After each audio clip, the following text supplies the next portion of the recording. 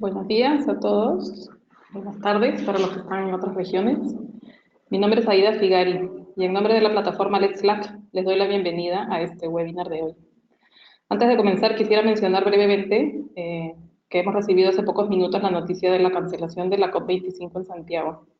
Queríamos decir que lamentamos la situación que ha llevado al gobierno a tener que tomar esta decisión y esperamos que la crisis que está enfrentando el país se resuelva pronto y de la mejor manera posible para todos los chilenos. Manifestamos también nuestra solidaridad con todos los colegas chilenos que han estado haciendo un gran esfuerzo por llevar adelante esta COP. Somos conscientes de todo el trabajo que esto ha implicado en los últimos meses. Entonces quedamos pendientes a ver cómo se desenvuelve esta noticia. Volviendo al tema que nos reúne hoy, vamos a dar inicio al webinar que hemos titulado Implicaciones del Acuerdo de París sobre los activos abandonados en América Latina y el Caribe, y específicamente el caso de las centrales a gas y las reservas petroleras. Este webinar es organizado en colaboración con el Banco Interamericano de Desarrollo, el BID. Para los que no conocen, la plataforma Let's Slack es una plataforma regional para Latinoamérica y el Caribe que es parte de la Alianza Global de Estrategias de Desarrollo Resiliente y Bajo en Emisiones, el Let's GP, también conocida como Let's GP. Let's Slack es una plataforma, una red abierta de practitioners en la región que están buscando impulsar la implementación de las NDCs, incrementar la ambición de las próximas NDCs y desarrollar estrategias de largo plazo. Y lo que brindamos son espacios de aprendizaje entre pares, espacios para la colaboración técnica entre países y la difusión de información estratégica para que esto avance de la mejor manera posible. El BIT ha sido un socio estratégico de Let's Slack desde la creación de la plataforma. Hemos llevado adelante muchas actividades juntos que abordan temas relevantes para los países de la región, para que puedan avanzar de la mejor manera en este camino de alcanzar un desarrollo resiliente y bajo en emisiones. El webinar de hoy sigue un poco esta misma línea, ¿no? Y explicaremos cómo las estrategias de descarbonización de largo plazo pueden ser un instrumento para anticipar y evitar tener activos abandonados en la transición hacia este modelo de desarrollo cero emisiones, con cero emisiones netas. En ese sentido, la agenda que proponemos para hoy es tener una primera presentación introductoria sobre las estrategias de descarbonización de largo plazo como un instrumento para anticipar y evitar esos activos abandonados en esta transición hacia las emisiones netas cero. Esta presentación estaba a cargo de Adrián Boschilp, él es economista senior del Banco Interamericano de Desarrollo. Sin embargo, por motivos de fuerza mayor, él no se ha podido conectar hoy y la presentación va a estar a cargo de Esperanza. Voy a presentar a Esperanza un poquito más adelante porque es nuestra tercera panelista. Después de esta presentación introductoria vamos a tener la presentación de resultados de dos estudios. El primero son las implicaciones de los objetivos climáticos para la producción e ingresos tributarios del petróleo en América Latina y el Caribe. Esta presentación está a cargo de Baltasar Solano Rodríguez. Baltasar es investigador senior en modelado de sistemas de energía del Instituto de Energía del University College of London.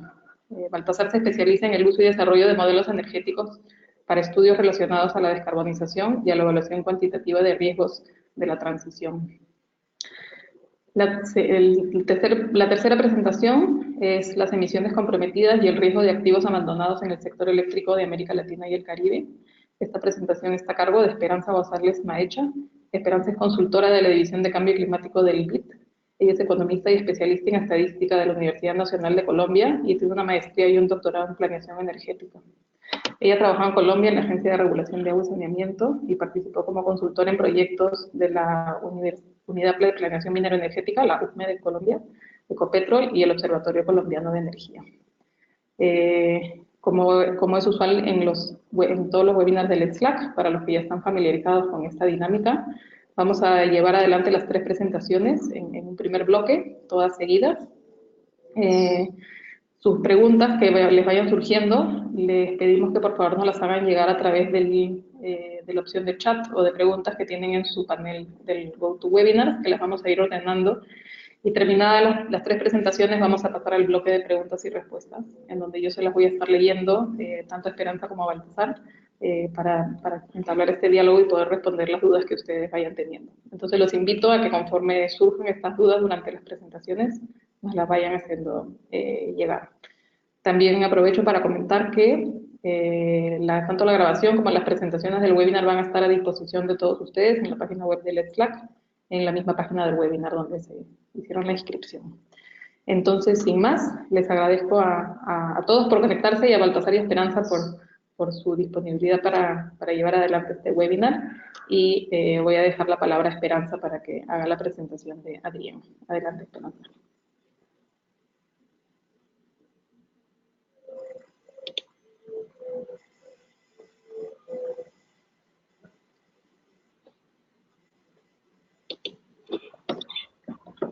Ok, buenos días, ahora creo que me están escuchando. Déjenme un momento aquí, organizo la presentación.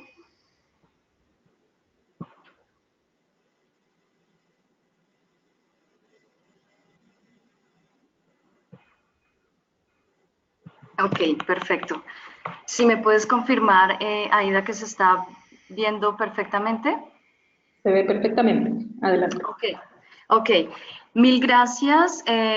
Mi nombre es Esperanza González, trabajo en la División de Cambio Climático del BID y como ya anunció Aida, voy a estar haciendo la presentación de mi colega Adrián. Por motivos de fuerza mayor no nos pudo acompañar hoy y después voy a hacer la presentación que inicialmente tenía planeada en mi nombre. Bien, yo voy a empezar haciéndoles una pregunta y claro, si yo estuviera en una sala con ustedes, les haría esta pregunta. ¿En cuánto ustedes creen que se necesita reducir las emisiones globales para implementar el Acuerdo de París? Entonces les pido que piensen por 10 segundos. De nuevo les pediría que alzaran la mano, pero como estamos aquí virtualmente, entonces piénsenlo 10 segundos.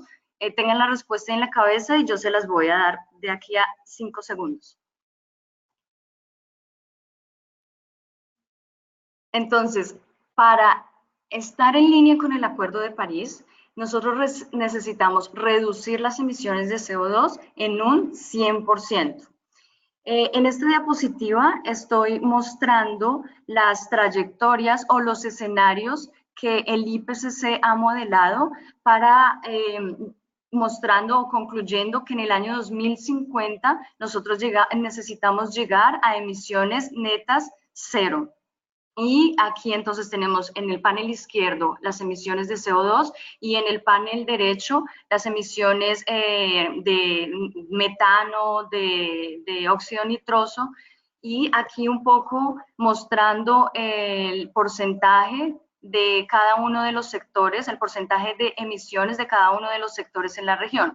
Entonces, como ustedes pueden ver, el sector de transporte y el sector de generación de energía eléctrica y de calor son los principales emisores de CO2 en la región. Estamos hablando de que más o menos en el 2030 ellos representaban, estos dos conjuntamente representaban alrededor del 70% de las emisiones de CO2. Bien, un mundo de cero emisiones netas es técnicamente posible y este es técnicamente posible basado en 5 pilares, lo que nosotros llamamos de los pilares. Entonces, primero, una descarbonización del sector de energía eléctrica.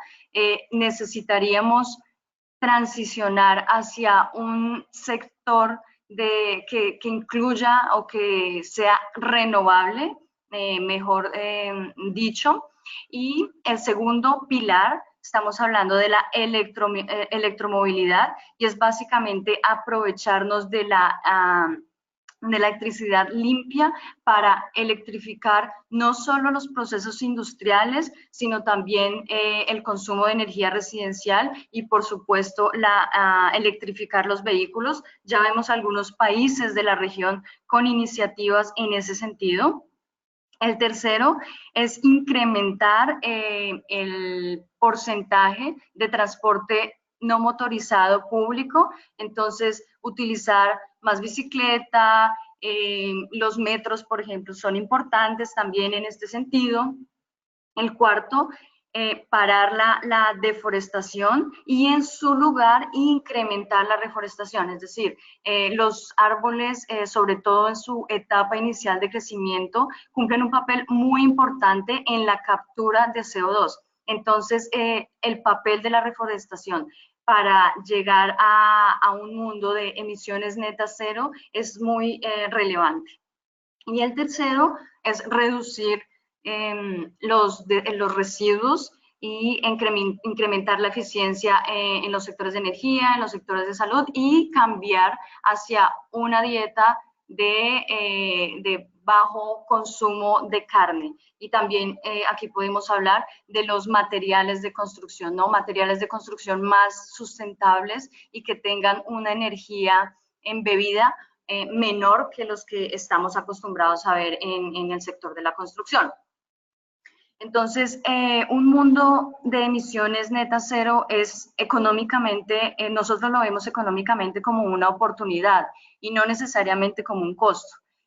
Porque, digamos, tenemos evidencia de que el costo de la energía renovable y de las baterías ha venido decreciendo exponencialmente durante los últimos años. Aquí, entonces, por ejemplo, el costo de las energías renovables. Y aquí, un poco, según datos de Bloomberg, la reducción del precio de las baterías, ¿no? Entonces, en solo 8 años, el precio de la batería ha caído de $1.200 por kilowatt hora a $200 por kilowatt hora, que es, digamos, una caída importante. Las opciones de descarbonización o descarbonizar la economía viene con un aumento en la calidad de vida de las personas y con beneficios relacionados con la competitividad. Esta es una foto desde la ventana del banco en Costa Rica y por ejemplo, si implementamos el pilar de la electrificación del transporte o el uso de bicicletas, por ejemplo, entonces aquí estamos viendo una mejora en la calidad del aire local, por ejemplo, solo por poner un ejemplo. Sin embargo, nosotros entendemos que la transición tiene desafíos, que llegar a una economía neta cero carbono tiene desafíos y en ese sentido esta estrategia puede crear ganadores y perdedores. Por ejemplo, los consumidores se pueden ver afectados y se pueden oponer a los aumentos de los precios, tenemos de los precios de los combustibles, tenemos varios ejemplos por estos días en la región. También bajo las condiciones actuales, los intereses de corto plazo, vamos a decir así, de los ganaderos y de los agricultores pueden no estar alineadas con, por ejemplo, con la estrategia, con el pilar de reforestación. La región también conoce la tradición de longa data de paralización del sector transporte cuando no se ven beneficiados con las reformas políticas que se quieren implementar en los gobiernos de la región.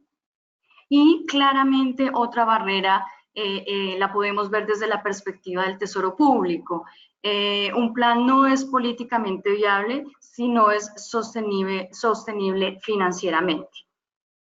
Bien, un segundo desafío que tenemos es la implementación de estos planes, y es un desafío que nosotros llamamos de economía política.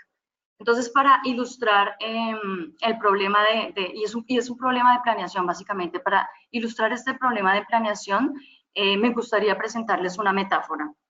Los gobiernos están diciendo en cuánto van a reducir sus emisiones de acuerdo al Acuerdo de París, y eso lo están haciendo basados en las NDCs, que no son más que planes para el 2030, y el 2030 para un gobierno es considerado como el largo plazo.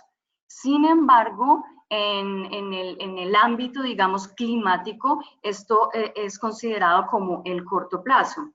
En esta metáfora, entonces, es como, o sea, el problema de la planeación es como construir una casa, pero yo ya les dije al principio de la presentación que el objetivo es reducir las emisiones al 100%, y eso es como construir una torre, ¿no?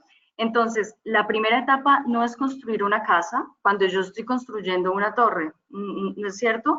Es construir los cimientos y justamente el problema de la planeación con el cambio climático es lo mismo que cuando miramos la CNDC o los acuerdos de corto plazo.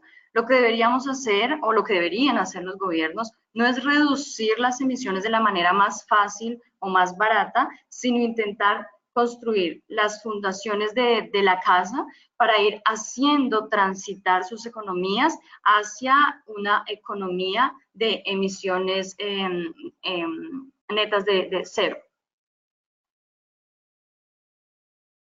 Bien, entonces las estrategias de largo plazo de descarbonización reconocen justamente estos objetivos de largo plazo y ayudan a enfrentar estos desafíos para la transición. Entonces, establecer estrategias de largo plazo es importante para tener una clara visión del futuro libre de carbono y que este podría o podrá traerá prosperidad. Entonces, tenemos el ejemplo de Costa Rica, que el banco ha trabajado muy de la mano últimamente con el país en el plan de descarbonización, y la idea entonces es mejorar el transporte público y de esta manera mejorar la calidad de vida de las personas y la calidad del aire, por ejemplo. Las estrategias de largo plazo permiten anticipar costos y manejar entonces el trade-off que existe, ¿no? Las ganancias y las pérdidas que existen de la implementación de determinadas estrategias. Entonces, por ejemplo, los trabajadores y comunidades que trabajan en plantas de carbón, que es el caso de Chile, se podrían ver afectadas por una transición de una economía de bajo carbono, pero pensar en el largo plazo de nuevo y formular estrategias de descarbonización en el largo plazo ayudaría a lidiar con esto.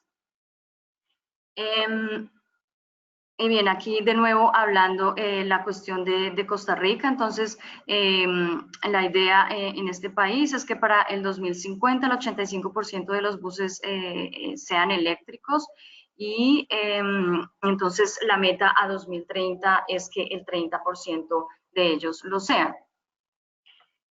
Una visión de largo plazo, entonces, permite anticipar la posibilidad de lo que se conoce en inglés como stranded assets, y nosotros hemos traducido como activos abandonados, o podemos también pensarlo como el cierre prematuro o la clausura de centrales eléctricas. Entonces, esas estrategias permiten lidiar con esto y manejar, digamos, este problema. Porque tenemos dos cosas, ¿no? Uno es el carbon lock-in, que es cuando uno construye, por ejemplo, pensemos en el carbon lock-in en una edificación. Cuando uno construye una edificación, ella va a durar, o el tiempo de vida útil va a ser, no sé, 50 años, 100 años. Con las centrales térmicas pasa lo mismo, ¿no? Entonces, ellas van a durar 30, 40 años, es el tiempo de vida útil. Entonces, tenemos un fenómeno de carbon lock-in allí. Y aquí, para cerrar esta parte, las NDCs actuales no son la solución. De hecho, ellas tienen que ser mejoradas, tienen que ser un poco más agresivas, porque esto permitiría reducir estos stranded costs entre 27% y 40% en el sector de energía. Aquí sigue mi presentación, y ahora, Ida, te voy a preguntar si le damos la palabra a Baltasar o tú quieres que yo haga de una vez la mía.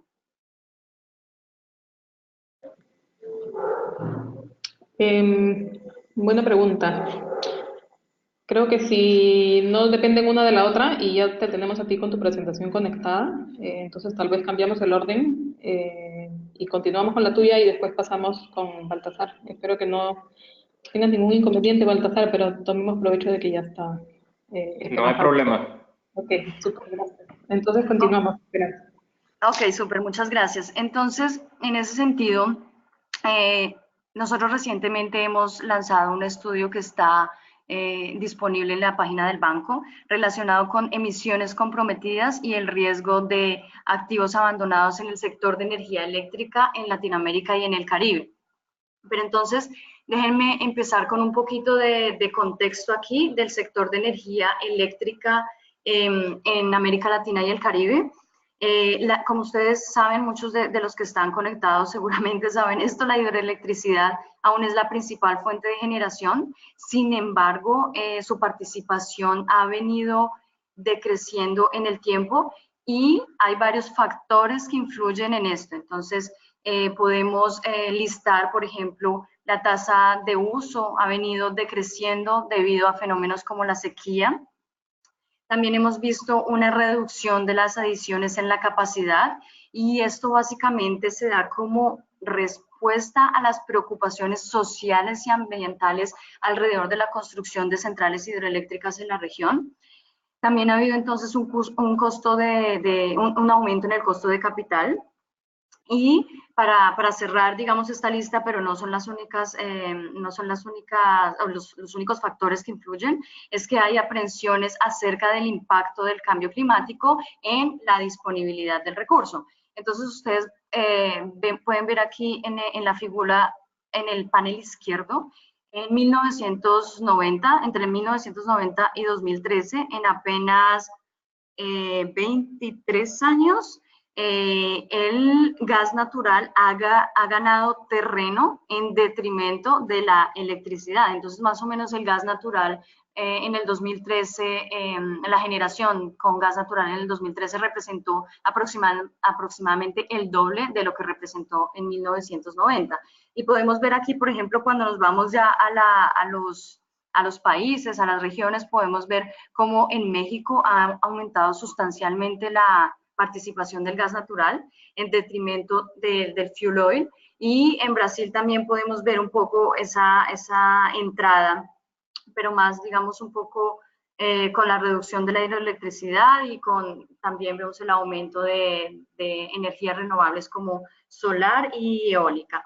¿Por qué el gas natural ha llenado este espacio y no otro combustible? Entonces, esto básicamente se da por la abundancia del recurso y, claro, por la competitividad del precio, y entonces esto ha hecho que se convierta en un combustible, digamos, fuerte en la región, o mejor, que ha ganado importancia durante los últimos años. De hecho, algunos estudios, como el de Lucena y otros de sus colegas, dicen que en ausencia de políticas, en el caso brasilero, por ejemplo, en ausencia de políticas, el gas natural y el carbón jugarían un papel importante en la matriz energética en los años venideros. Bien, entonces el objetivo de este estudio fue analizar, o mejor, contabilizar las emisiones comprometidas de las plantas operacionales y planeadas en América Latina y el Caribe, y compararla con los presupuestos de carbono que mantendrían el aumento de la temperatura por debajo de los 2 grados y tan cerca como sea posible del 1.5, que está relacionado con el último relatorio del IPCC. Pero entonces, para estar en la misma página, déjenme introducir aquí 2 conceptos que van a ser claves para entender. Uno, que es el de emisiones comprometidas. Entonces, las emisiones comprometidas son básicamente las emisiones que resultarían de la operación de plantas operadas con combustibles durante su vida útil típica, ¿no? Y entonces la vida útil típica depende de si es gas, de si es carbón o de si es fuel oil, por ejemplo. Y cuando estoy hablando de presupuesto de carbono, estoy hablando de las emisiones acumuladas del sector de producción de energía, que fueron extraídas de las trayectorias del IPCC, que mantendrían la temperatura global, que mantendrían el aumento de la temperatura global en el rango de 1.5 hasta 2 grados centígrados. Entonces, yo no me voy a detener en la metodología. Si tuvieran alguna pregunta la podemos discutir al final, pero me parece un poco más importante los resultados. La metodología está detallada en el documento que está público en la página del banco. Pero entonces el primer resultado que me gustaría mostrar aquí son las emisiones, entonces las emisiones comprometidas de estas plantas.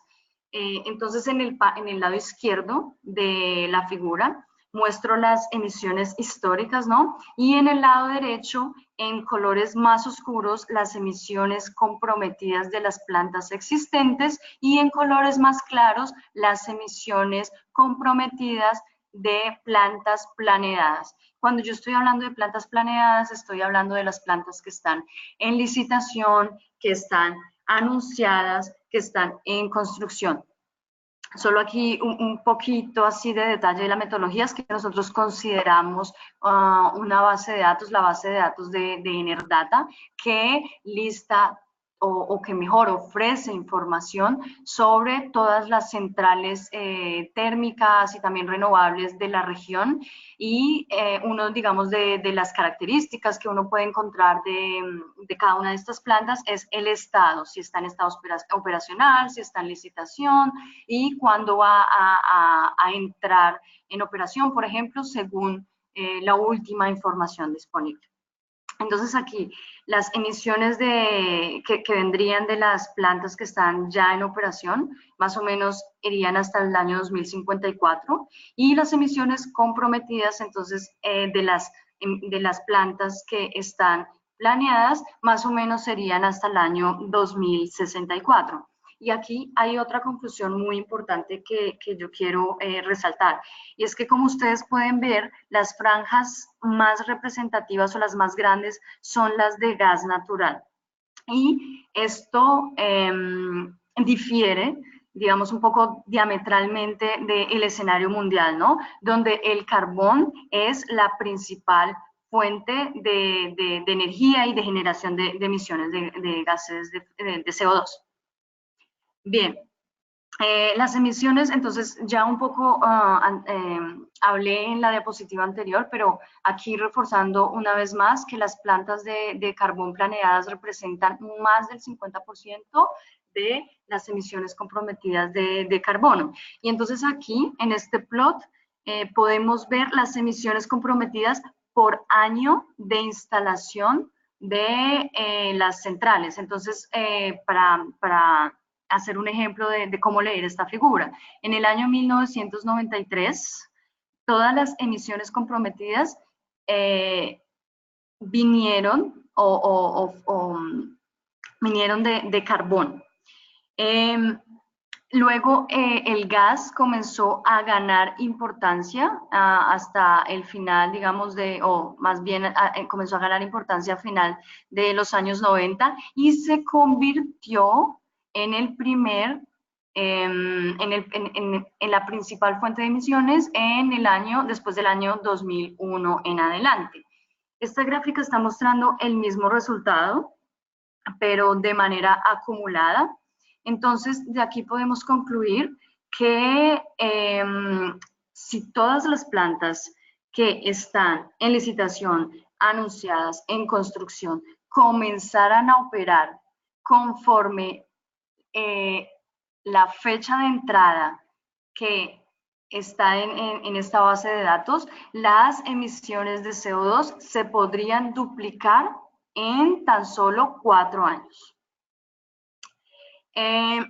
Bajas emisiones hoy pueden enmascarar emisiones comprometidas, pueden enmascarar altas emisiones de CO2 comprometidas, y este es el caso de Brasil. Entonces vean ustedes, por ejemplo, que en el eje X están las emisiones en el 2018 en millones de toneladas de CO2 para este año.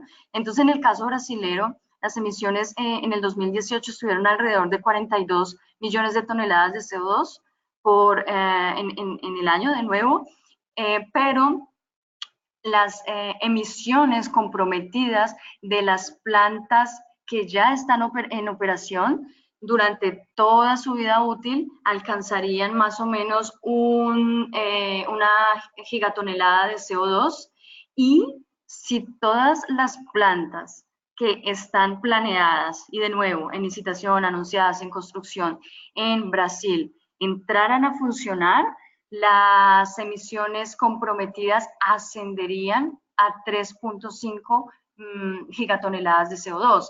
Y Brasil se convertiría entonces en el principal emisor de emisiones de CO2 del sector de producción de energía eléctrica. Y aquí en este mapa entonces nosotros estamos presentando las emisiones comprometidas de CO2, pero en años de emisiones actuales. Entonces piénsenlo simplemente como una división, ¿no? Entonces la división entre las emisiones comprometidas de CO2, o sea, durante todo el tiempo que van a emitir, dividido las emisiones de hoy. Entonces eso me da años de emisiones actuales, ¿no? Entonces vemos de nuevo aquí, entre más oscuro, digamos, peor sería el caso. Y de nuevo, trayendo el ejemplo de Brasil, las emisiones comprometidas en Brasil, bajo esta medida, digamos, representarían 87 años de emisiones actuales. Y bien, como yo les dije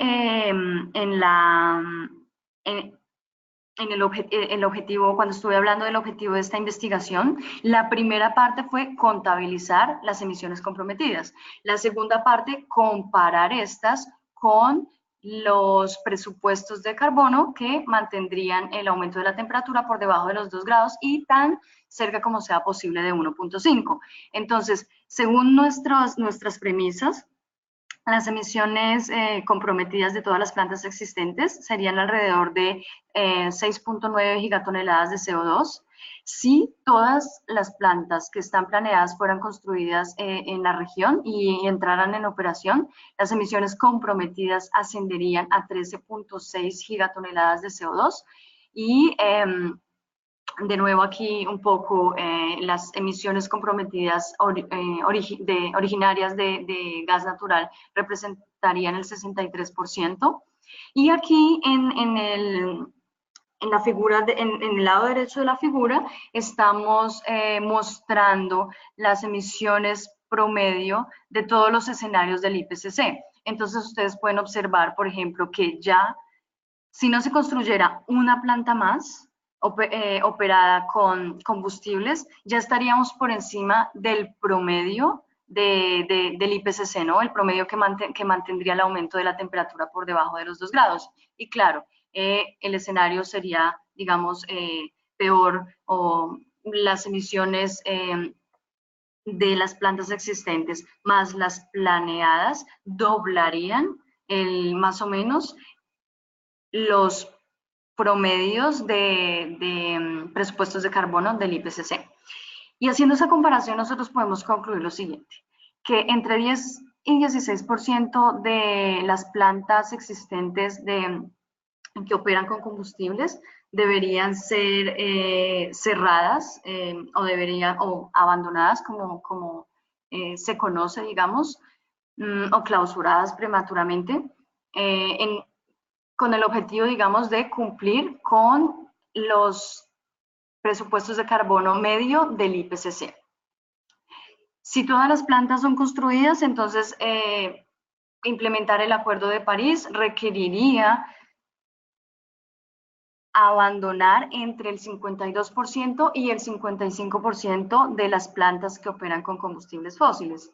Y una tercera conclusión es que el gas natural entonces representa la mayor parte de las emisiones comprometidas planeadas, y esto un poco sugeriría el papel del gas natural en la transición, ¿no? Que mucho se habla del papel del gas natural. Entonces, tal vez no sería, digamos, bueno el gas natural en una economía que está transitando hacia, o que debería transitar hacia unas emisiones netas de cero.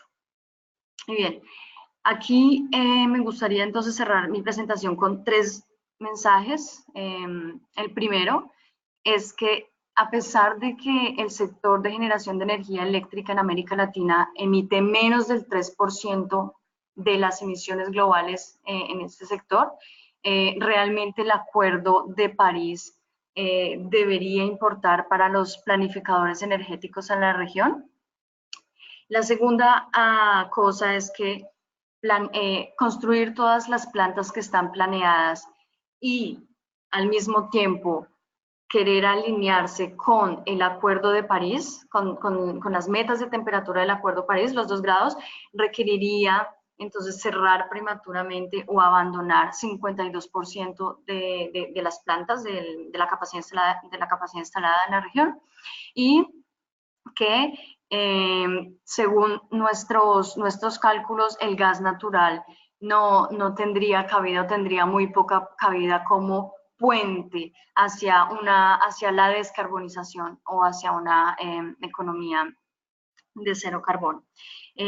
Yo voy a parar por aquí entonces, le voy a dar la palabra a Baltasar y bueno, y agradecerles a todos por conectarse y por atender a este webinar. Muchas gracias. Gracias, Esperanza, por las 2 presentaciones además, ¿no? Incluida la introductoria. Y me gustó mucho cómo presentaste la relevancia de tener esas estrategias de largo plazo usando esta analogía con si queremos construir una casa o queremos construir un edificio, ¿no? Y poder tomar esas decisiones de corto plazo teniendo en mente la visión de largo plazo. Y después eso cómo se aterriza en ya estas cuantificaciones numéricas que has hecho y presentado tan claramente con respecto a las plantas que ya tenemos operando, más las que se le sumarían ya planeadas, y el reto que implicaría reducir todo eso en la mitad, si es que queremos cumplir con el Acuerdo de París, es un reto bien grande que estamos enfrentando. Les recuerdo a todos que le doy la bienvenida a los que se conectaron un poquito más tarde. Ya vamos a empezar con la tercera presentación, que está a cargo de Baltasar Solano Rodríguez. A los que tengan preguntas, los invito a que las vayan haciendo en el espacio del chat, para poderlas tener listas para cuando termine Baltasar su presentación y empecemos con la sección de preguntas y respuestas. Entonces, adelante, Baltasar. Gracias. Pues buenos días, mi nombre es Baltasar Solano Rodríguez y les voy a hablar sobre las implicaciones de una transición a bajo carbono para los países productores de petróleo en América Latina y el Caribe. Esto es en base a un estudio que desarrollamos para el BID en el 2018 con mis colegas Steve Pye, Pehavli y Paul Likins de UCL, de University College London, y con Osmel Manzano y Adrian Boxshield del Banco Interamericano de Desarrollo.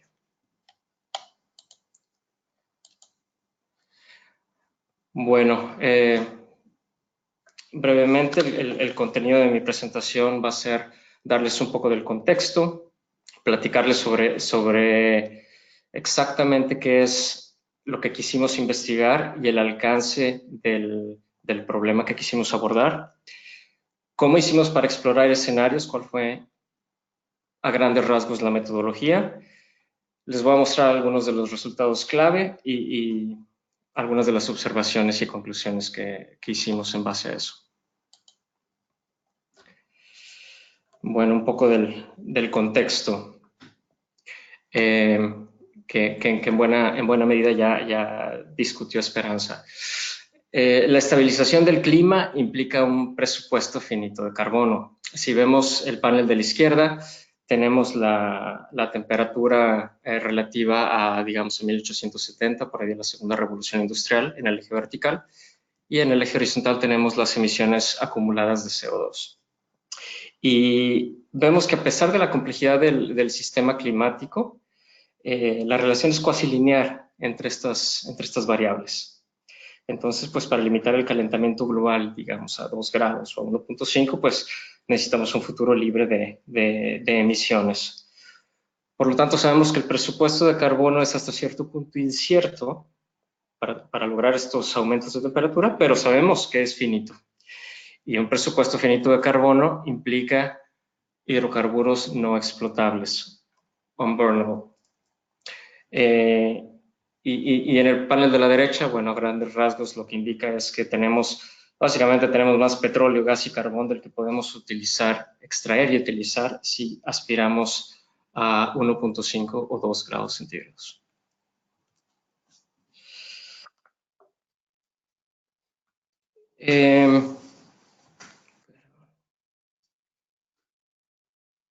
Dos colegas de UCL, Christoph McGlade y Paul Ekins, hicieron una publicación en Nature en el 2015, en la cual modelaron el sistema energético global para entender cuál sería la distribución geográfica de las reservas no explotables si se limitara la temperatura a 2 grados centígrados.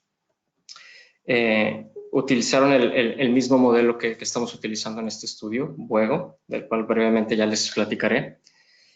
Y bueno, ellos encontraron que a nivel global, aproximadamente el 80% del carbón, 50% del gas y entre 30 y 40% del petróleo, dependiendo si se utilizaba también CCS o no en los escenarios, tendría que quedarse en el subsuelo y no ser explotado. Para Centro y Sudamérica, esa cantidad en cuanto a petróleo es de alrededor del 40%. Entonces, lo que nosotros quisimos hacer es concentrarnos más en nuestra región, en Latinoamérica, y entender cuáles eran las implicaciones en cuanto a producción de petróleo e ingresos tributarios para cada uno de los países de Latinoamérica y el Caribe. Y bueno, si bien las reservas de petróleo de la región de Latinoamérica y el Caribe, pues bueno, son una quinta parte aproximadamente de las reservas globales, y bueno, de ellas 90% pertenecen a Venezuela. La mayoría de los países de la región no son dominantes en el sector petrolero. Sin embargo, sí es interesante estudiar lo que sucede en la región, pues por la dependencia fiscal que existe en cuanto a recursos extractivos en algunos países de la región. Por ejemplo, si vemos en el panel superior entre el 2000 y el 2015, pues vemos que los ingresos por recursos, bueno, de petróleo y minería en este caso, son significativos para Venezuela, para Bolivia, para México, para Ecuador. Y de particular importancia es la contribución que tienen estos recursos para el sector público. Con el caso más importante, pues el de Venezuela, pero también siendo importantes, al menos en los últimos 15, 20 años, para México, para Bolivia, para Chile, etc. Entonces, aunque ha ido disminuyendo en muchos de estos países la dependencia, aún ha sido significativa para los sectores públicos. Bueno, la pregunta que quisimos abordar con este estudio es, ¿cuál es? Perdón, no sé por qué esta cosa se está acelerando. Quisimos abordar la pregunta de cuál es el impacto de una demanda global incierta de petróleo bajo diferentes esquemas fiscales en los ingresos tributarios de la región. Y para ello utilizamos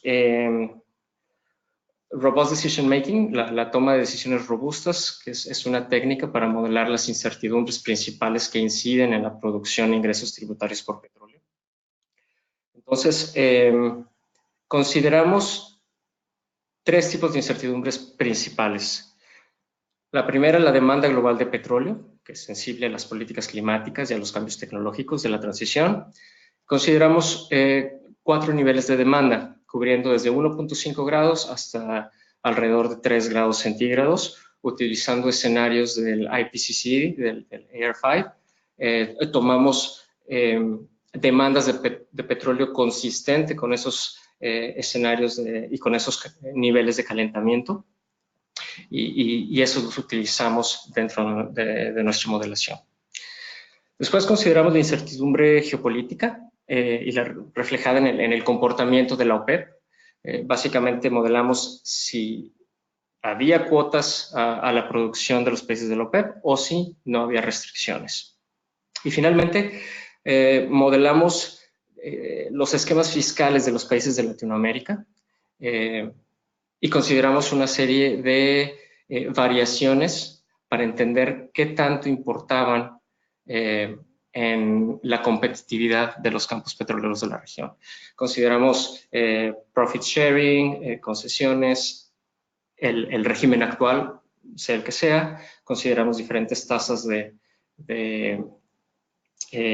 regalías, etcétera.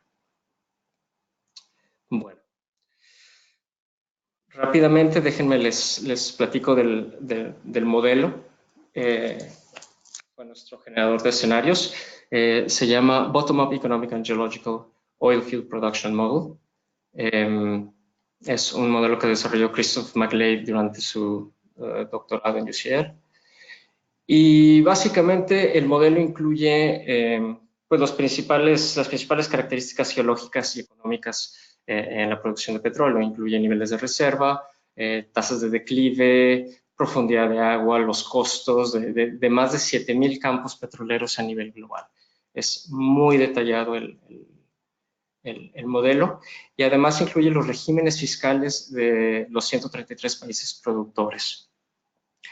¿Y cómo funciona? Bueno, básicamente el modelo, dada una demanda de petróleo determinada, el modelo selecciona los proyectos por desarrollar y decide de qué campos producir para satisfacer esa demanda. Y esto lo hace en base a qué tan económico es cada uno de los proyectos en comparación con los demás. Esto es, qué tan competitivo es en base a los costos de extracción, entre otras cosas. Y bueno, los resultados principales del modelo son el precio y la producción de petróleo, además de los ingresos tributarios por cada uno de los países productores. Entonces ahora, bueno, les voy a compartir algunos de los resultados. Si vemos esta gráfica de la producción en la región, bueno, tenemos en el eje vertical es la producción acumulada en la región del 2016 al 2035. En azul tenemos cada una de estas proyecciones es uno de los escenarios.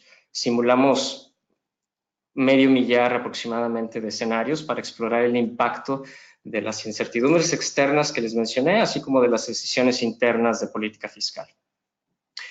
Entonces, si vemos en azul, son los escenarios consistentes con una demanda global de 1.5 grados.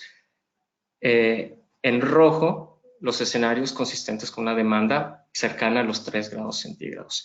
Y en verde y naranja son dos niveles de demanda intermedios. Entonces, bueno, podemos ver que la producción de la región declina hacia el 2000, digamos, el 2021, por ahí, la región va declinando en su producción, en buena medida por el declive en la producción de México y de Venezuela. A pesar del aumento en Brasil, esto no compensa la producción regional.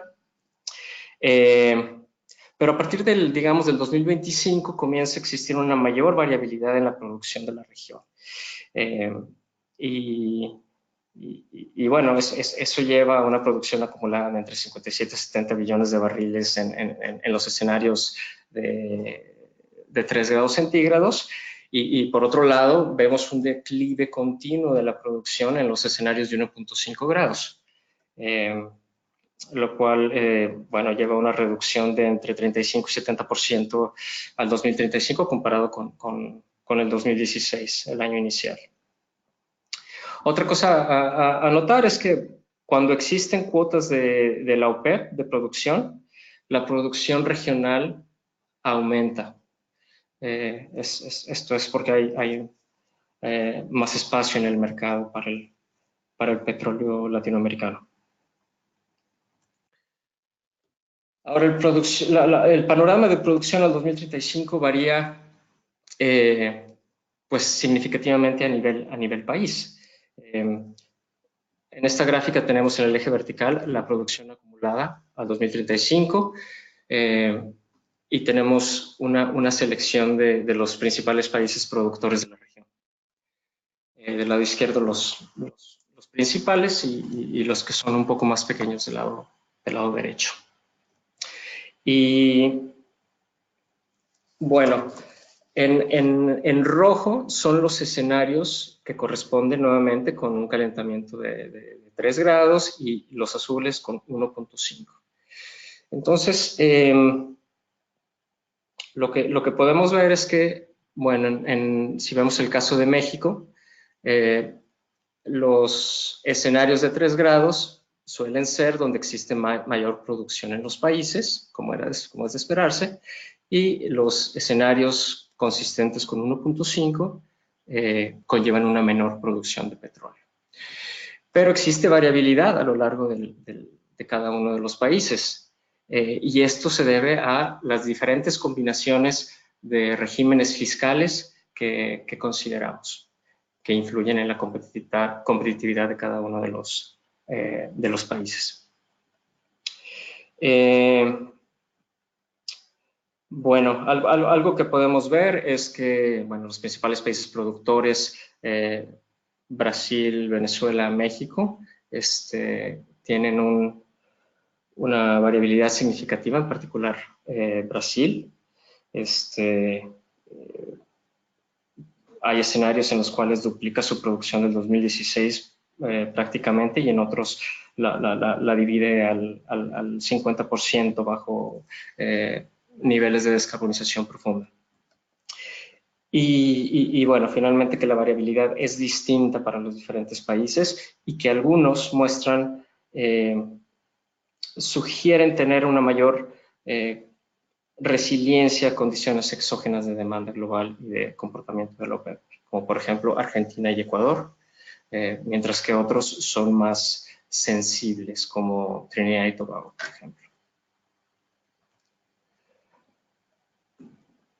Ahora, una de las implicaciones de la descarbonización es que existe petróleo no explotado. Y bueno, nuevamente tenemos una selección de los principales países productores de la región. Tenemos en el eje vertical el porcentaje de los recursos petroleros que no son explotados, del 0 al 100%, y los países en el eje horizontal. Y bueno, en esta gráfica vemos que los escenarios correspondientes a 3 grados, los rojos, pues están ahora en la parte inferior, porque hay mayor producción petrolera bajo esos escenarios, entonces hay menos reservas que quedarían sin utilizarse, mientras que en los de baja demanda, en los azules, están en la parte superior. Y lo que encontramos es que entre el 66 y el 81% de reservas 3P, las reservas posibles en América Latina y el Caribe, no son explotables. Y bueno, excluyendo Venezuela, que domina, el rango es entre 16 y el 56%. Esto es, existe una incertidumbre considerable y un riesgo considerable en cuanto al petróleo no explotado en la región. En esta gráfica también vemos que Venezuela es el país que mayor riesgo de tener reservas no explotadas muestra, alrededor del 90%, y que otros países nuevamente muestran ser un poco más robustos ante las condiciones externas, ¿no? Argentina tiene una mediana de 27%, Brasil tiene una mediana también considerablemente baja, en fin. Ahora, pasando a la parte de ingresos tributarios, vemos que una mayor descarbonización global, como lo he mencionado, conlleva una reducción de producción y por lo tanto una reducción de ingresos tributarios. En esta gráfica tenemos en el eje vertical los ingresos tributarios acumulados al 2035 y en el eje horizontal la producción acumulada al mismo año. Y vemos que existe una correlación, ¿no? A mayor producción existen mayores ingresos tributarios. El impacto de déjenme les muestro la leyenda. Nuevamente, en azul tenemos los escenarios de 1.5 grados, y en este caso en amarillo y café tenemos los escenarios de cercanos a 3 grados, con cuotas de OPEC y sin cuotas de OPEC. Y bueno, lo que vemos es que el impacto de la demanda global y el comportamiento de la OPEP son los principales quienes afectan principalmente la producción en la región. Si vemos la producción acumulada, la incertidumbre es bastante grande, es entre 42 y 74 billones de barriles. Y como consecuencia, los ingresos tributarios pues, van desde 1.000 hasta 9.000 billones de dólares. Sin embargo, también vemos que bajo una misma demanda global y un mismo comportamiento de la OPEP, existe variabilidad nuevamente ocasionada por las diferentes combinaciones de regímenes fiscales. Y esta incertidumbre pues también se muestra en los ingresos tributarios para cada país. En el eje vertical aquí tenemos los ingresos tributarios por petróleo acumulados en 2035 para la misma selección de países. Y bueno, como es de esperarse, en los escenarios rojos, donde hay una mayor demanda global de petróleo, pues los ingresos tributarios son mayores que en los que corresponden a una descarbonización más profunda en azul. Pero podemos ver que existe una variabilidad considerable a lo largo de la región para cada uno de los países, y por lo tanto la resiliencia a los riesgos de transición pues es distinta, ¿no? Aquí el caso, por ejemplo, de Argentina y de Brasil lo muestra claramente. Pues bueno, nuestras principales observaciones es que la demanda global de petróleo y las restricciones que impone la OPEP a su producción son los principales generadores exógenos de incertidumbre. Y esto obviamente está fuera del alcance de los gobiernos de América Latina y el Caribe. Entonces, es un punto muy importante a considerar en sus estrategias de desarrollo. Segundo, que la transición genera incertidumbre en los niveles de producción de petróleo en la región. Nuevamente encontramos que entre el 60 y el 81% de las reservas 3P no son explotables. Y tercero, los regímenes fiscales solamente pueden mitigar esta exposición de manera limitada.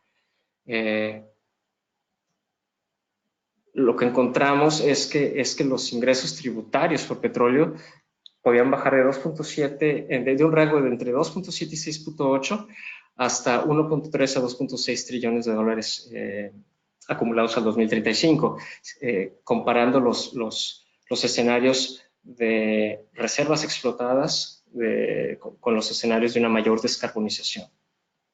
Entonces, ahí obviamente las implicaciones para el sector público de los países productores de la región son muy considerables. Y como consecuencia, pues los países, los gobiernos tendrían que considerar en su planificación la transición del sector petrolero, especialmente en los países que tienen un sector más desarrollado, como México, como Trinidad, como Brasil, y la diversificación de sus ingresos tributarios para reducir esa dependencia fiscal. Eso es todo por ahora de mi parte. Gracias por escuchar. Gracias, Baltasar, por esta presentación que resume y grafica tanta información compleja en tratando de ponerlo visualmente y sencillo, ¿no? Hay varios temas que llaman la atención de todos esos procesos y y los criterios que hay que tener en cuenta, ¿no? Como reducción en ingresos tributarios, eh, variación en la demanda, las reservas que van a quedar sin explotar, etcétera. Me quedan algunas preguntas como cómo se cruza esta información que sale de estos modelados con la información que presentó Esperanza. Más adelante vamos a ver si eso sale en el transcurso de las preguntas que vengan de los participantes. Entonces les agradezco a los dos por sus presentaciones, tan llenas de información, tan concreta y tan visual. Tenemos ya algunas preguntas. Permítanme un minuto que voy a tratar de abrir acá el panel de preguntas. Los invito nuevamente a los participantes que tengan preguntas para Baltasar, que por favor nos las hagan llegar a través del chat. Voy a ir leyendo unas que hemos recibido durante la presentación de Esperanza, para que Esperanza las vaya respondiendo. Esperanza, hay una primera pregunta de Paola Carvajal. En realidad son dos, las voy a leer las dos. La primera pregunta es, ¿cuál es la competitividad de las baterías más las soluciones solares y eólicas versus la generación a gas natural? ¿Y qué tanto el gap de demanda de electricidad en Brasil en el futuro se podría cubrir con la generación en renovables? ¿No? Yo tenía esa misma pregunta, pero no es enfocada a Brasil, sino en general, ¿no? Si estamos reduciendo si tenemos que reducir ese 50% de generación por los fósiles, si es que existe la posibilidad de cubrir eso con renovables, ¿no? La competitividad de las renovables para cubrir ese gap que se está generando por el 52% que hay que reducir. Gracias, Aida. Gracias, Paola, por las preguntas. La primera, entonces, a ver si entendí bien. ¿Cuál es la competitividad de las baterías más las energías renovables en la región, verdad? Y la segunda, ¿qué tanto se podría incluir las renovables también en la región? Mira, yo tengo en la cabeza ahora dos estudios que muestran que América Latina puede transicionar hacia una generación de energía eléctrica de renovables. Y es justamente un estudio del banco. La autora principal es de la Universidad Federal de Río de Janeiro. Fue un trabajo que se hizo conjuntamente con el banco y ellos muestran un poco, digamos, toda la cuestión de la variabilidad de las fuentes renovables y, digamos, este es un estudio que me parecería importante. Yo entiendo de ese que realmente, digamos, se puede transicionar hacia una generación de energía renovable en la región. También hay otro estudio, que ahora no me voy a acordar el nombre de los autores, pero hicieron un ejercicio de optimización de mínimo costo, que incluye inclusive, digamos, como restricciones, la parte de transporte, digamos, de la energía, la red de distribución, en fin, digamos, tiene varias premisas y varias restricciones, pero ellos llegaron a la conclusión, es un estudio muy completo, llegando a la conclusión de que es posible un sistema, digamos, es posible ir hacia las energías renovables en la región. Yo creo que ahí te puedo enviar los dos estudios y tal vez los puedes enviar como complemento de la presentación, pero yo sí que creo que, digamos, la región tiene una oportunidad bastante grande. O sea, nosotros tenemos, por ejemplo, pensándolo técnicamente, tenemos un potencial, o la región tiene un potencial técnico bastante interesante por la radiación solar que tiene, por ejemplo, por el perfil de los vientos en varios lugares. Entonces sí que creo que hay una oportunidad y que se puede. Y el precio de estas tecnologías ha ido decreciendo en los últimos años de tal manera que se vuelven competitivas, hablando en términos económicos también. O sea, el potencial no es solo técnico, sino también económico. Sí, eso sería excelente, Esperanza, si tienes esos materiales a disposición. Creo que es una de las primeras preguntas que surgen, ¿no? Cuando estamos pidiendo, eh, eh, dando este número que hay que reducir en el 52% las plantas de generación, es con qué lo vamos a reemplazar para cubrir la demanda de energía de la región, y eso en términos de costos económicos que significa, ¿no? Entonces, yo propongo que si los tienes, nos los hagas llegar y lo ponemos junto con el material del webinar. Por lo menos los enlaces pueden estar dentro del material del webinar para los que estén interesados en ahondar un poco más en estos temas. Sí, Eh, ok, súper perfecto. Y me gustaría ahora adicionar déjame ahí adicionar una cosa adicional, y es que eh, aquí, digamos, es una mezcla de estrategias, ¿no? Y, por ejemplo, también es importante pensar en el tema de la eficiencia energética, ¿no? Y creo que la región tiene un potencial así inmenso para hacer eficiencia energética. La eficiencia energética al final termina siendo como una central virtual, ¿no? Porque reducimos el consumo de energía. Digamos, esta es una estrategia que va de la mano, no son cosas que están desligadas, son cosas que están ligadas, y vale la pena, digamos, pensar en todas las estrategias de manera conjunta.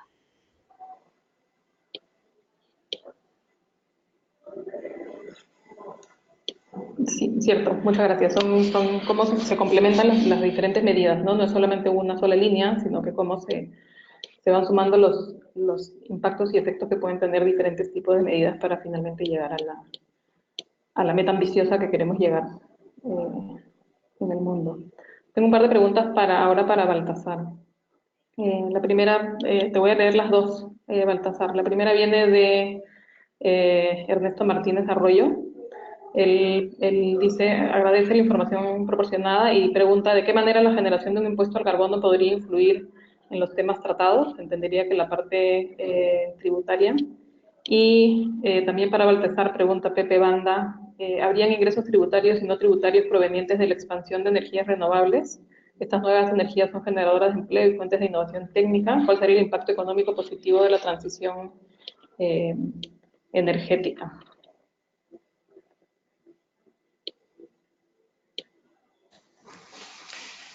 Ok, gracias por las preguntas. Contesto la segunda primero. Okay. Sí, podrían existir fuentes que sustituyan a los ingresos tributarios petroleros, pero para ello necesita existir un ejercicio de planeación integrada del sistema energético para poder entender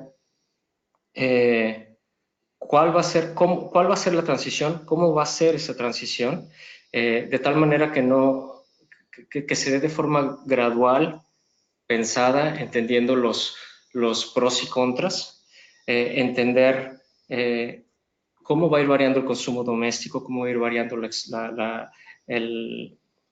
exportación de recursos, por ejemplo, petroleros. Y en base a eso, a esa planeación, empezar a considerar ingresos tributarios de otras fuentes como las renovables. Desafortunadamente, eso es algo que se hace poco y se hace mal en nuestra región. La planeación en base a evidencia y pensando a largo plazo. Eso sería en cuanto a la segunda pregunta. Y la primera era en relación, la de Ernesto, en relación a un impuesto al carbono, ¿me dijiste? Sí, yo entendería que la pregunta va, por un lado, de cómo el contar con un impuesto al carbono podría influir en...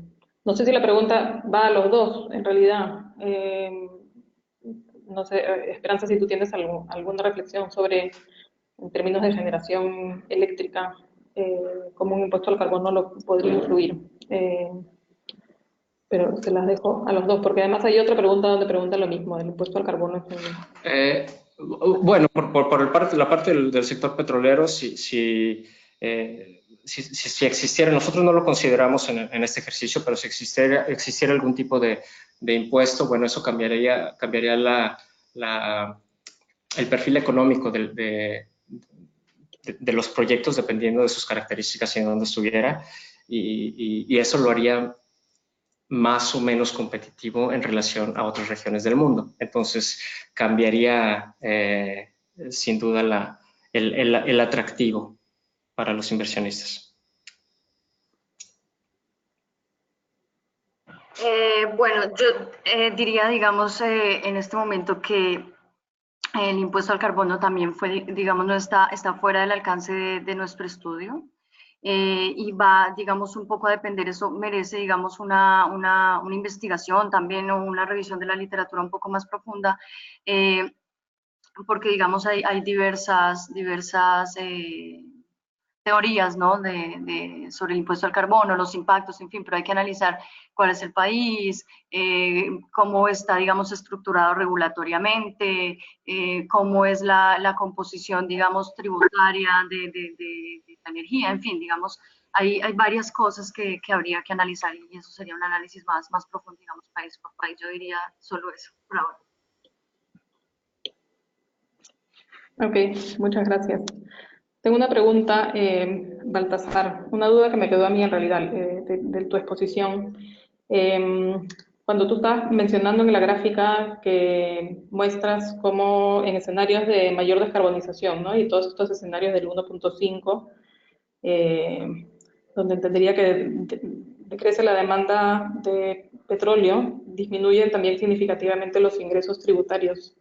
Pero hay alguna estimación, yo entendería que ese escenario de 1.5 también nos ha permitido mantenernos en un régimen climático de 1.5 y por lo tanto los impactos climáticos en los países son menores y los costos que esto implica es menor. Entonces, ¿hay algún análisis o como integral y global que combine disminución en ingresos tributarios, pero también reducción en los costos que implican los impactos climáticos?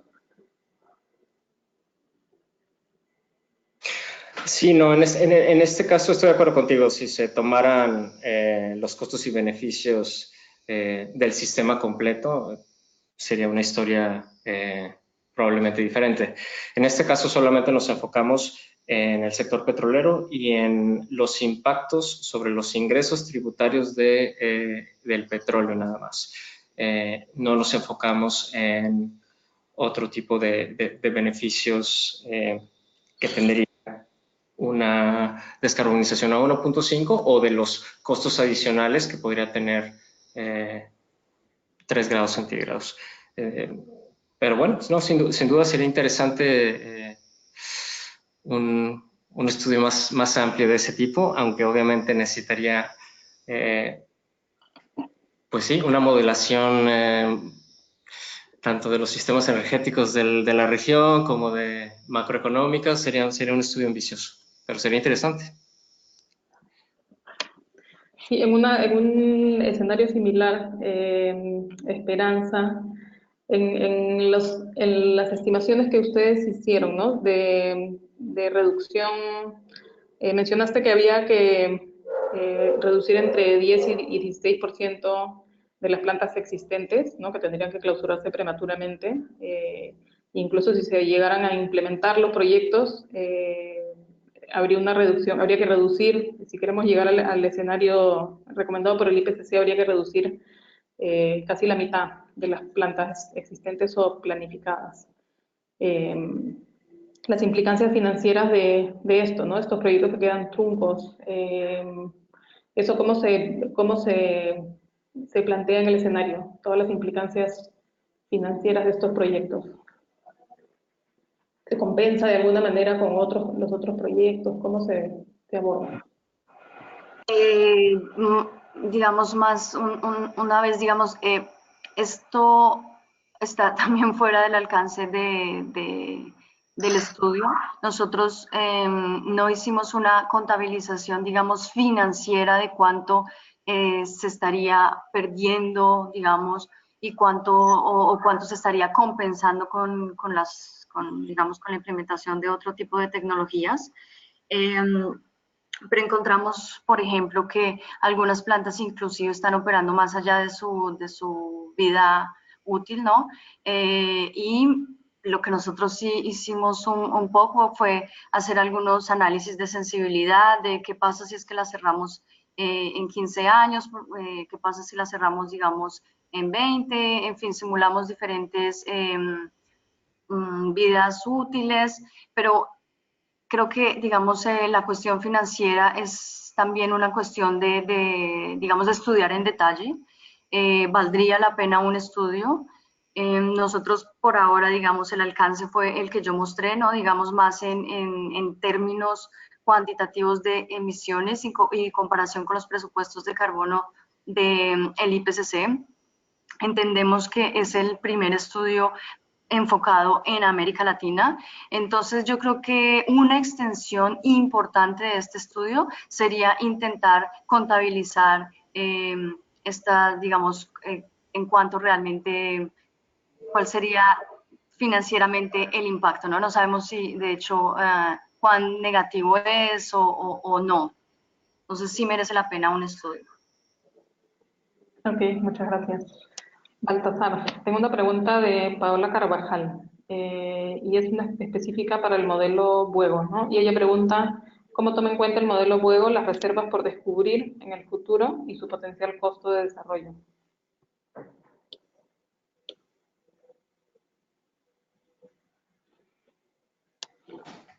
Ok, las reservas por descubrir y su potencial costo.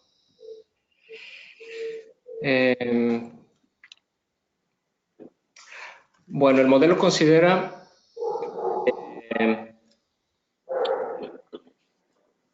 de acuerdo a cada uno de los países productores, están caracterizadas las reservas bajo cierto tipo, con cierto tipo de costos apropiados para una reserva en particular. Y lo que el modelo hace es que en base al nivel de demanda que existe, el modelo va iterando y va, digamos, trayendo en línea proyectos en base a su costo. Entonces, primero produce de los proyectos más económicos y poco a poco va desarrollando las reservas más, digamos, más caras.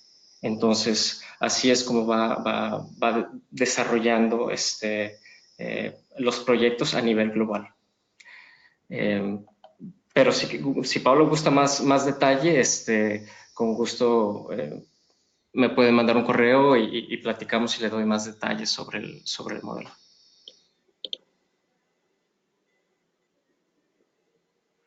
Ok. Tengo una pregunta de Alejandro Limón, es para ti también, Baltasar. No estoy segura si voy a entrar dentro del alcance del estudio, pero vamos a ver. Dice si conoces algún país latinoamericano que haya implementado un mecanismo para desfasar la renta petrolera, que se haya sustituido con alguna otra fuente específica de ingresos tributarios, ¿no? Pone el ejemplo de que Dinamarca ya lo empieza, pero claro, sus ingresos petroleros equivalen al menos de 2% de su PBI, a diferencia de otros países de Latinoamérica. Bueno, saludos Alejandro, y no, la respuesta en corto es no conozco a ninguno, pero yo sospecho que muchos de los países en la región no están tomando demasiado en serio los riesgos de la transición y están pensando demasiado a corto plazo, sin pensar un poco más en los riesgos y oportunidades para sus sectores petroleros. Entonces,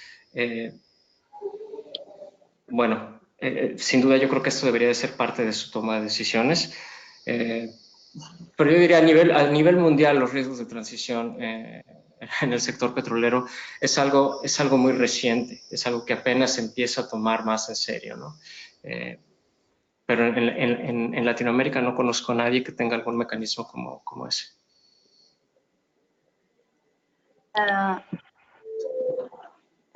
Esperanza, ¿quería sumar algo? Sí, Aida, si me permites, digamos, un poco la pregunta, pero así más enfocada para el tema de centrales eléctricas. A mí me gustaría complementar que, por ejemplo, Chile anunció recientemente el cierre planeado de centrales a carbón. Entonces sí que hay, digamos, un ejemplo de un país en la región que anunció eso. Por ejemplo, si ya nos vamos a Estados Unidos, el estado de California anunció que el cierre de una de sus centrales de gas de ciclo combinado y solo llevaba funcionando 1/3 de su vida útil, ¿no? Entonces, digamos, un poco ellos están yendo en la dirección de pensar en largo plazo, ¿no? Entonces lo importante es pensar en el largo plazo porque eso nos permite anticipar cosas y, digamos, compensar, por ejemplo, perdedores digamos, en esta transición. Sí, creo que en ese sentido el sector eléctrico lleva mucho más tiempo discutiendo la transición y lleva mucho más tiempo sucediendo, mientras que en el sector petrolero todavía hay mucha resistencia, ¿no? Sí, tengo una pregunta de David Neira. Va sirviendo un poco también como ir cerrando, nos estamos ya quedando sin el tiempo. No me había dado cuenta que habían pasado ya casi todos los minutos que teníamos disponibles. Pero David Neira menciona, ¿no? Él cree las conclusiones de las presentaciones, de ambas presentaciones, son bastante provocadoras, lo cita así en quotes, para una región que es altamente dependiente de los recursos no renovables. Entonces, ¿cómo aterrizar esas conclusiones para transformarlas en acciones concretas por parte de los países? ¿Ustedes tendrían alguna reflexión que se pudiera aterrizar en los países de la región en base a las conclusiones que cada uno de ustedes ha tenido en su presentación? Bueno, yo quiero decir que hay países como por ejemplo Costa Rica, que el banco ha estado trabajando de la mano con ellos en la formulación de un plan de descarbonización. Entonces, hay ejemplos digamos, de países que ya están caminando en ese sentido. Como yo dije en el comienzo, es aprovecharse, como puso en el ejemplo, digamos, de la casa y del edificio, es aprovecharse de la planeación de largo plazo y no, digamos, que el largo plazo es importante, ¿no? Para el clima y, digamos, planear en ese sentido y llevar en consideración estos 5 pilares, digamos, de los que yo hablé, ¿no? Digamos, este es como mi aporte en este sentido. Gracias, Esperanza. Bueno, por mi parte, creo que una de las cosas principales que salieron de nuestro estudio es que las razones, los drivers principales que afectan al sector petrolero en la región, pues son exógenos, la demanda global. Entonces, aunque históricamente la región haya sido dependiente fiscalmente de los recursos, esa transición va a suceder así participe Latinoamérica o no participe. Entonces, lo que estamos planteando es que o una transición abrupta o una transición planeada. Y esa transición planeada pues va a minimizar los riesgos y a maximizar las oportunidades que pueden existir para la región, ¿no? Ok, muchas gracias a los dos. No tenemos más preguntas de los participantes. También estamos ya con los últimos 5 minutos que nos permite hacer casi que el cierre del webinar. Yo tenía algunos mensajes que ustedes han ido mencionando en sus presentaciones que yo quería rescatar justo como cierre, ¿no? Y es como región, ya Esperanza nos mencionó que el tema de transporte y generación de energía representa el 70% de nuestras emisiones. Reconocemos que es técnicamente posible llegar a las 0 emisiones, ¿no? En base a 5 pilares bien importantes que nos ha mencionado Esperanza, que hay que ver todo este proceso como una oportunidad y no como un costo, reconociendo que van a haber ganadores y perdedores y que estableciendo una estrategia de largo plazo donde las decisiones de corto plazo están apuntadas hacia lograr ese objetivo que nos planteamos para el 2050.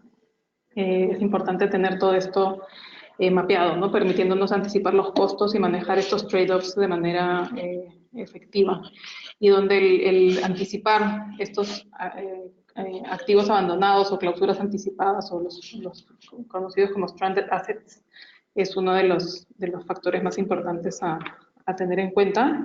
Creo que sus dos presentaciones han sido bastante claras en este sector energético, que probablemente sea el más retador en este camino que queremos seguir, ¿no? Saber que de lo que en la región tenemos comprometido, existente o planeado en términos de generación eléctrica, si queremos cumplir con el IPCC, hay que reducir en 50% eso que está planeado. Es un reto bastante grande, y este mensaje de que el gas natural no es lo mejor para hacer esta transición, creo que también es muy rescatable a tenerlo en cuenta, ¿no? Y bueno, todo el tema de las implicancias en términos de petróleo, de la reducción en los ingresos tributarios que implicaría un escenario ambicioso, también teniéndolo en cuenta desde el inicio y planificando acorde a esto, es lo más importante. Me queda una pregunta de Juan Antonio que me la hizo desde el comienzo del webinar, y es, ustedes como panelistas, ¿cómo, si creen realmente que llegar a la reducción del 100% de las emisiones es un tema factible? Y yo quiero sumar sobre eso y pedirles, así como antes de comenzar el webinar, quedamos que íbamos a tomar estos últimos minutos en si tuvieran que dejarle un mensaje a los participantes que han estado con nosotros hoy día, que quisieran que se lleven en base a lo que nos han contado, con este objetivo de que queremos efectivamente llegar a la reducción de emisiones del 100%. ¿Cuál sería el mensaje que les dejarían y que quisieran que se lleven? Esperanza primero y después vamos con Baltasar. ¿Y le puedo responder a Juan Antonio? Es técnicamente posible, solo hace un resumen bien grande, es técnicamente posible, como lo vimos, basado en una generación de electricidad de fuentes renovables, electromovilidad, transporte, digamos, público, reforestación y reducción de residuos. Yo dejaría la siguiente reflexión, o sea, el cambio climático es uno de los desafíos actuales del mundo. Y los países de la región, ¿no?, se comprometieron con el Acuerdo de París. Y esto, por supuesto, trae desafíos como lo es la planeación en el largo plazo. Este es un grande desafío para la región. Pero yo les propongo verlo más como una oportunidad. Y es esa oportunidad justamente de anticipar y gerenciar los costos de una transición hacia una economía cero de emisiones netas. Entonces, veámoslo como una oportunidad y creo que la región tiene mucho por hacer en ese sentido. Y muchas gracias por la invitación y muchas gracias a los asistentes también. Gracias, Esperanza. ¿Baltasar? Bueno, mi último comentario es nada más que, bueno, para lograr esta transición se necesita tener una visión menos cortoplacista, considerar los riesgos de la transición en las decisiones de inversión y de política pública y realizar una planeación integrada del sistema energético en base a evidencia, no en base a ideologías o a ocurrencias, y utilizando los métodos, las metodologías y modelos adecuados. Gracias también y a todos por su participación. Ok, muchísimas gracias, Esperanza y Baltasar. Creo que han sido bien importantes sus dos mensajes, ¿no? Verlo como una oportunidad, tener una visión de largo plazo, anticipar y gerenciar los costos y planificar estratégicamente. Creo que es una buena manera de hacer este cierre. Muchas gracias a ustedes dos, sinceramente, en nombre del Let's Slack, por haber participado en este webinar, compartiendo con nosotros los resultados de sus estudios. A todos los participantes también por su tiempo de conectarse a escuchar. Como mencioné al inicio, la grabación y las presentaciones y los materiales que nos puedan compartir los panelistas van a estar a disposición en la página web de Let's Slack, en las páginas de webinars. Y sin más, agradezco al BIT también por haber organizado junto con Let's Slack este webinar y quedamos a disposición para cualquier consulta y nos escuchamos en el próximo webinar. Que tengan todos un muy buen día. Hasta luego.